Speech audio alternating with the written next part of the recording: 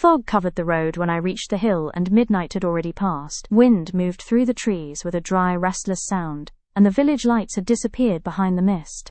My phone battery showed one thin red line, and the signal had vanished, so the map on the screen froze while I kept walking along the empty road. Then a house appeared through the fog. I had traveled this road many times in the past, yet I had never seen that house before. The iron gate stood open, and rust covered the bars while the garden looked dead, with tall grass moving slowly in the wind. A faint yellow light flickered behind one of the windows, and something about the place felt deeply wrong.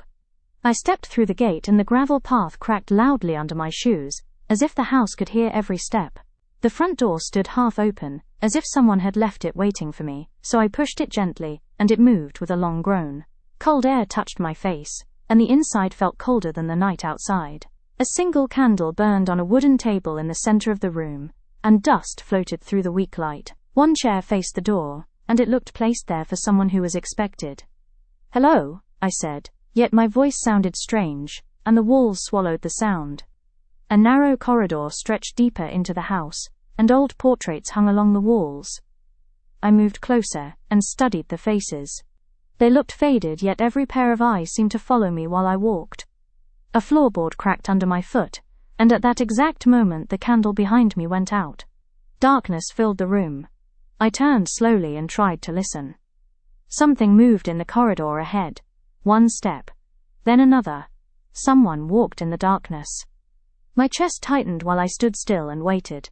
Another step came closer, and a tall shadow appeared at the far end of the corridor.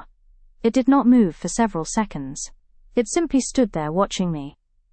Then a voice came from the darkness, soft and low like a whisper. "My God, you finally came back." Cold ran through my body because I had never been in that house before. "I think you made a mistake," I said. The shadow moved one step closer and the voice answered, "No mistake." Moonlight slipped through a broken window and touched the wall beside me. I turned my head and saw a portrait hanging there. The man in the painting wore an old black coat, and his face looked exactly like mine, except the portrait showed empty black eyes.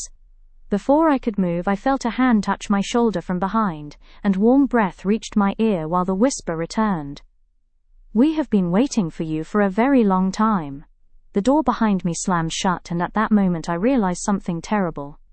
I was certain I had walked into the house only a few minutes earlier, yet the dust on the floor showed footprints leading inside.